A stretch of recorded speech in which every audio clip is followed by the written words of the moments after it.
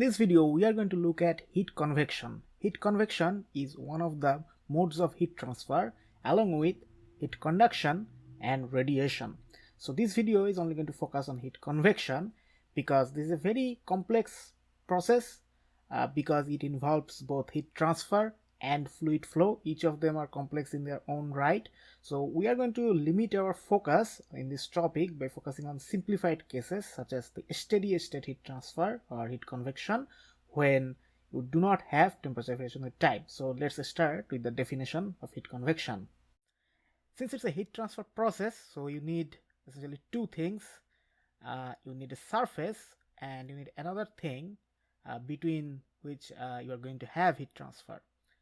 So we can define heat convection as heat transfer between a surface and a moving fluid when they are at a different temperature or when they are at different temperatures. So we have to focus on this definition and have to understand that we need two things. We need a surface and we need a moving fluid. So as long as you have a surface and a moving fluid, and if they are at a different temperature, the mechanism which governs the heat transfer process between these two things, that is what we call heat convection. So let's look at an example and let's draw a sphere. So imagine we have a very hot sphere whose surface temperature is 500 degrees Celsius and you have cold air flowing across it which is at a much lower temperature, say at 20 degrees centigrade. So this colder air and this hot sphere, they are going to exchange heat. Since the sphere is at a higher temperature, it's going to lose heat through its surface, and the amount of heat lost, which I am marking with Q, is the amount of heat transferred by the mechanism known as heat convection. And in order to heat being transferred from the surface to the colder air, you need two key things. Obviously, you need the surface and a moving fluid, but so long there is relative motion between these two things, we are good. So long the surface moves and the fluid is steady or static, you are good. If there is no motion, then we are not going to have any convection. So this relative motion between the surface and the fluid is important. And this surface can be of a solid, it can also be of a liquid, or it can be a gas. That's absolutely fine, but we're going to keep things simplified for most part. And we have to keep in mind one more thing, that in conduction we notice that heat is transferred through the material, but in convection essentially heat is transferred to and or from a surface. So essentially heat is being transferred through the fluid. So this is a bit different from what we are used to. Now let's look at the fundamentals of convection, and we are going to look at a simplified explanation. So essentially the convection process is a combination of two different things. It is a combination of diffusion of energy due to random motion, and this process is already known as conduction. So check out my heat conduction fundamentals video for the details of that. And it's also includes the energy transfer due to the bulk movement of the fluid. So if you have a molecule, this molecule can go in any direction. It can go from top to bottom, it can go from right to left or left to right, in pretty much any direction. So when we actually have a combination of molecules, which is the case in the real world, it actually helps us to better understand how heat is transferred if we consider actually a fluid element. So essentially a fluid element is a box which represents a collection of fluid molecules. So let's draw a fluid element and let's put some molecules in it, and these molecules make up this fluid element, and these molecules can again have translation motion in top to bottom, or it can also have rotations. So each molecule inside this fluid element, they have rotations, have translations, and they can also vibrate. So they also have vibrational motion. But think about this, in real world fluids can move, we can feel that. So this means although every molecule has some kind of a motion associated with them, this whole fluid this whole fluid element, it can also move. Say for example it's moving from left to right of the screen, and essentially this motion is known as the bulk velocity of the fluid, or in this particular case it's the bulk velocity of the fluid element. And this is what makes convection a different process compared to heat conduction. So let's imagine a surface which is represented here by a white line, and let's draw a fluid element in the color blue. So and also assume that there is a temperature difference between this surface and this fluid element. and we call it delta T. So long this delta T is not 0, there is going to be some heat transfer, and that is because of heat conduction, because there is no motion of this fluid element. So in order to have heat convection, this fluid element must move. So imagine it's moving to the right, and now it goes to a, say for example, a new position, and we have to mark that new position by drawing some dashed line. So we are representing that the blue fluid element has moved to the right. So now another fluid element marked by dashed red has taken place of that previously blue fluid element, the space occupied by the previously blue element. So now what does this mean? So this means that this red element is now transferring heat with the surface, because obviously this is at a much lower temperature, right? Because it previously did not had the opportunity to transfer or exchange heat with that particular surface. So this is what makes heat convection a particularly effective heat transfer mechanism, because you are always going to have new fluid elements replacing the previous elements because of their bulk motion. So when you are going to design a heat exchanger or any sort of heat transfer equipment, you are going to have to use heat convection. Say for example, a car radiator, where you have a fan to blow across the radiator tubes to increase the amount of heat transfer, because we want our car engines to remain cold. And because of all of these effects, you have these motions of the molecules inside the fluid element. You also have the bulk velocity of the fluid element. Essentially, you can write heat convection is actually a process or a combined effect consisting of heat conduction and advection. So that's why it is written convection equal to conduction plus advection. And it's quite difficult to model a heat convection process. We have to do something called a boundary layer analysis, which is mostly taught in fluid mechanics as a part of a fluid mechanics course, but we're also going to look at that in a later part of this video series. So there we are going to learn much more about this process, but now we are going to look at a much simpler model of the heat convection process, where we are going to only use a single parameter called heat transfer coefficient, and that heat transfer coefficient will essentially combine or represent all of these effects that we have just talked about. So now let's look at this mathematical model. Now let's look at the simplified mathematical model of heat convection. And this model is only going to work for steady state heat transfer, not transient heat transfer.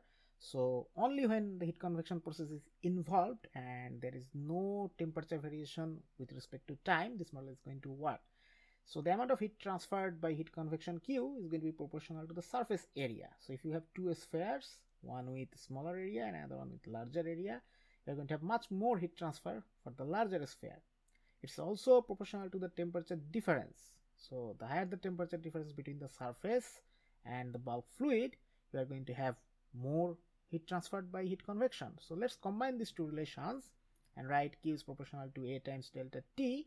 And since we need an equality sign to have a useful formula which we can use to calculate the heat transferred due to heat convection, we are going to write this: Q is equal to H times A times delta T, or H times A times Ts minus T infinity. Ts is the surface temperature and T infinity is the bulk fluid temperature, and this H is a constant of proportionality.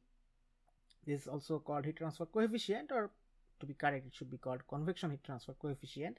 And this can be defined if we just change side and write H is equal to Q over A times delta T, and its units are watts per meter square Kelvin, or watts per meter squared or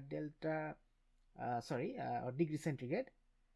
And now let's look at this formula a bit closely. This is known as Newton's law of cooling, and there is going to be a spoiler alert, and this spoiler alert is going to be that this formula also works for heating too, and we can tell whether we are having heating or cooling from the sign of Q. So if the sphere is losing heat, Q is going to be positive, so the sphere is going to cool down, and if the sphere is heating up, then you are going to have Q equal to a negative value. And we already know that Ts is the surface temperature and T infinity is the bulk fluid temperature. So different parts of the fluid can be at different temperatures, and essentially you are going to have to average them to get an average temperature for all fluid molecules. This A in this formula is different from what we have learned previously in heat conduction. For Fourier's law, it was the cross-sectional area, but in this case, it's actually the surface area, so we should write A subscript S. So let us now look at the definition of heat transfer coefficient. So heat transfer coefficient is essentially a measure of the heat convection process, or how effective the heat convection process is. We can tell it from the value of heat transfer coefficient. So from Newton's law of cooling, we know H is Q over A delta T. So if we put A equals 1 meter squared and delta T is unity, so 1 Kelvin or 1 degree centigrade, then from this equation we see that H is equal to Q. So this means the amount of heat transferred per unit area when temperature difference between the surface and the moving fluid is unity.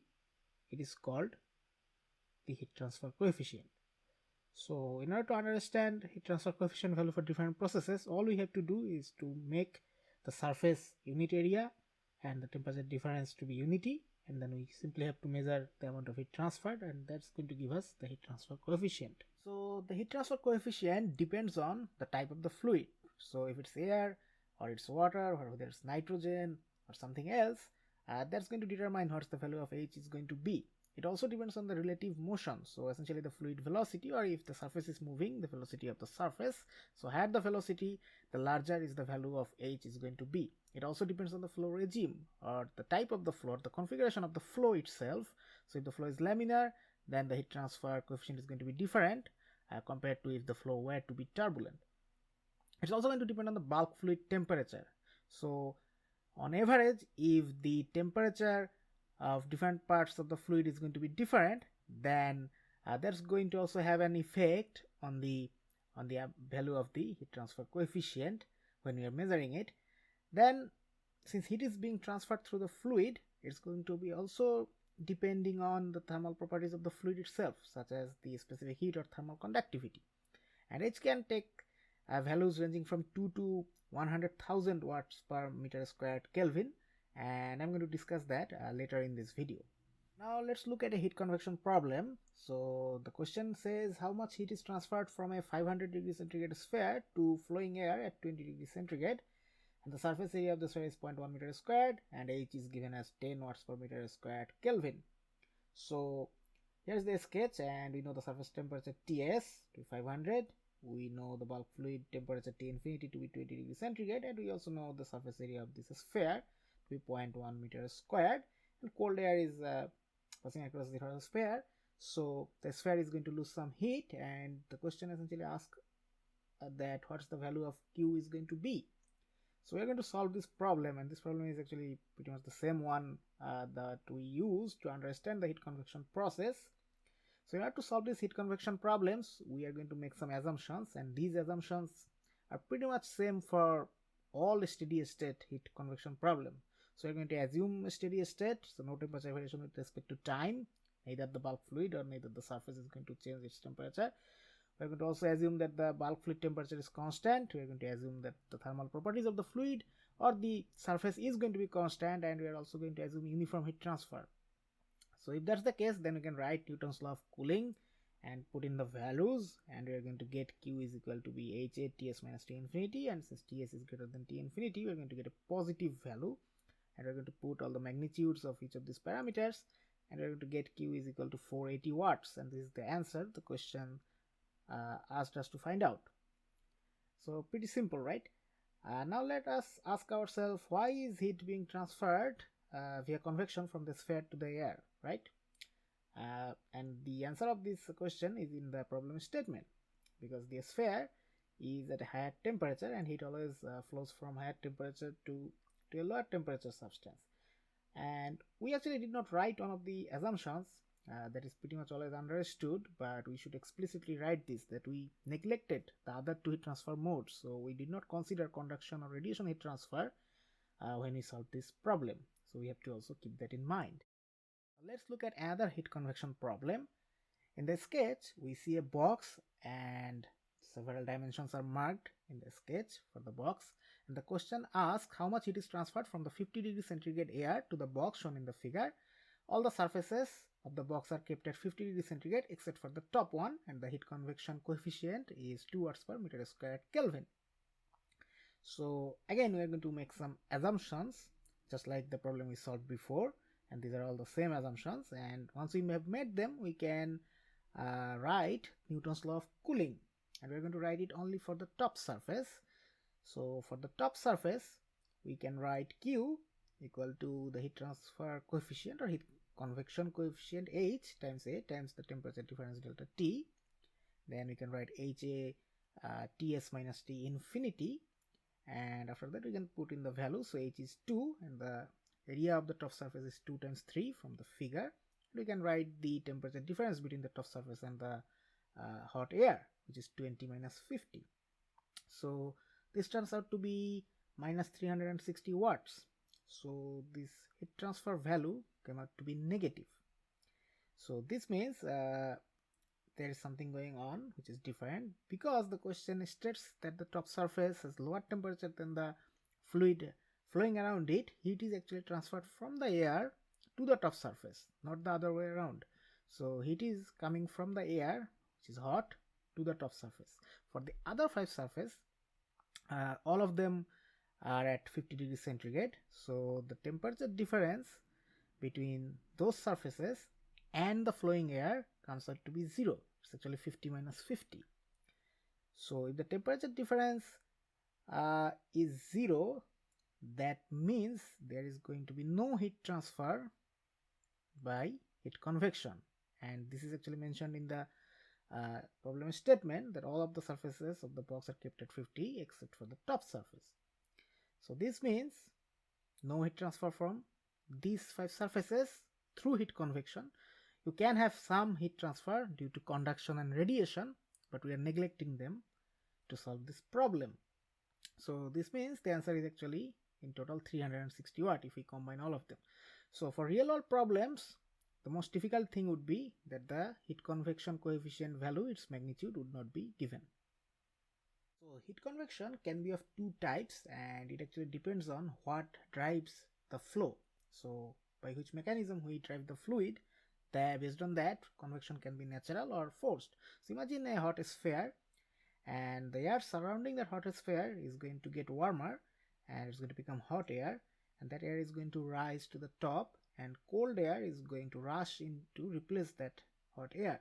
So there is going to be some kind of a circular flow that is going to drive the fluid, and because there is a relative motion between the surface of the sphere and the fluid, you are going to have heat convection, and this flow is actually driven by density difference, and such heat convections are called natural convection or free convection.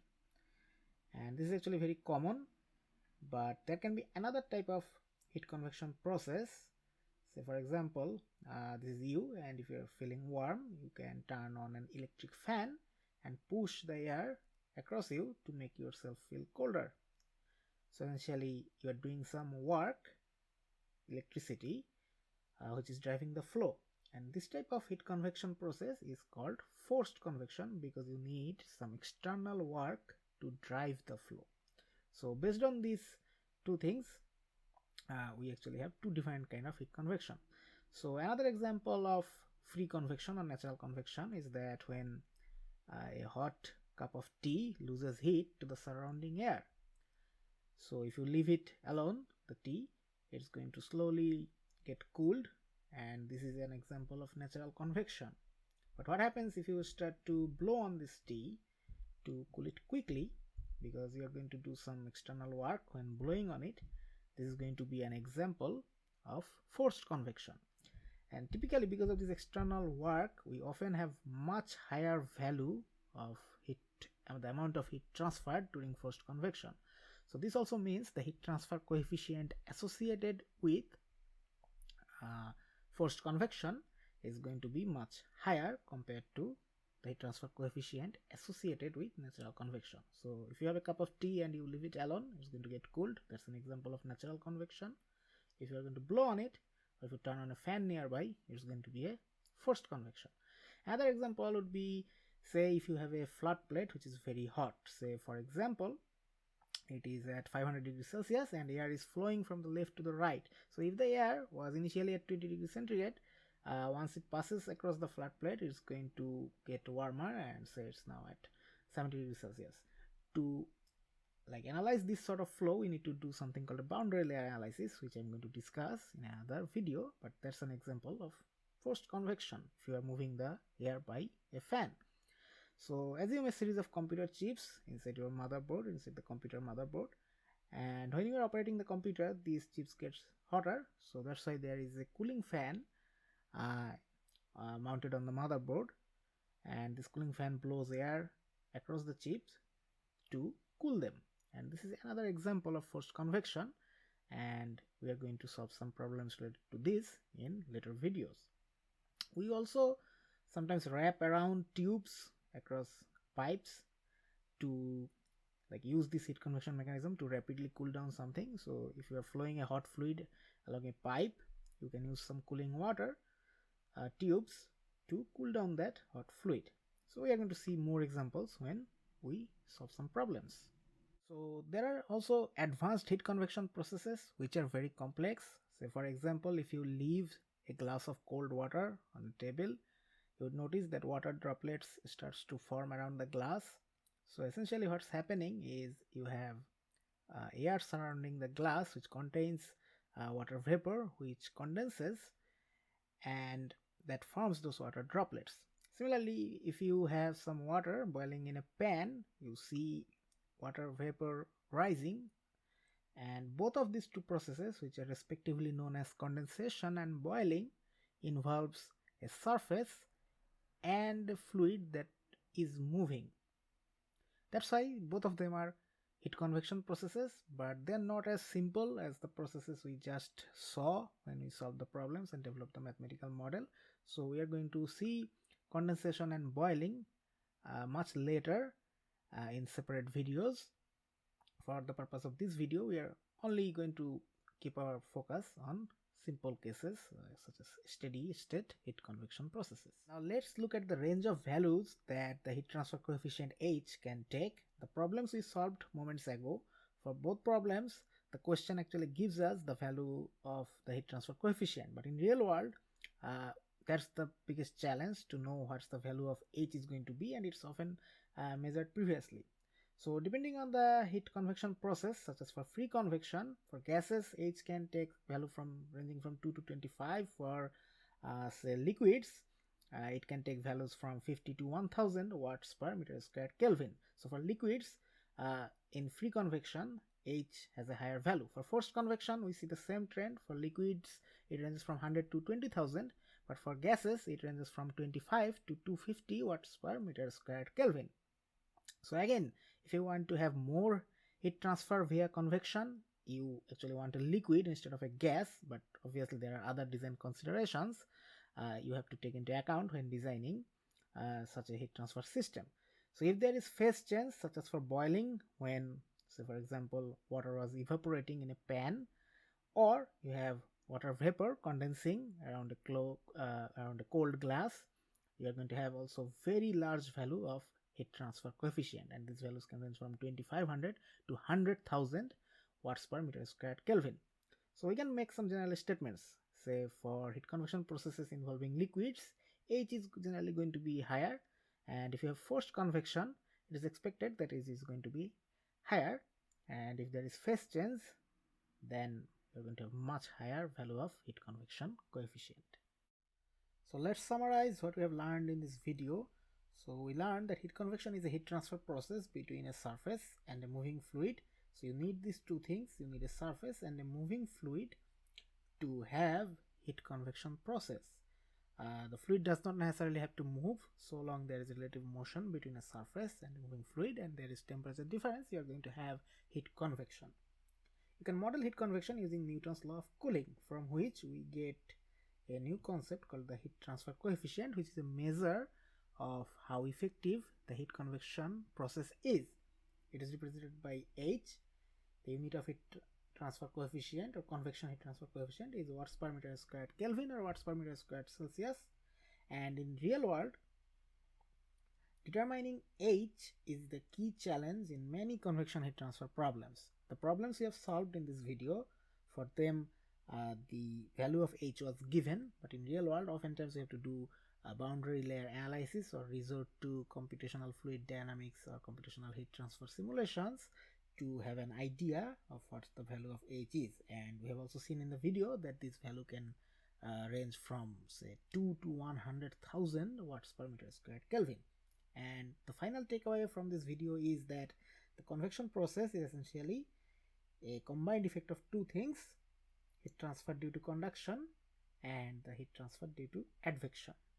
So in the next few videos I am going to solve some problems related to heat convection coefficient. Thank you for watching this video.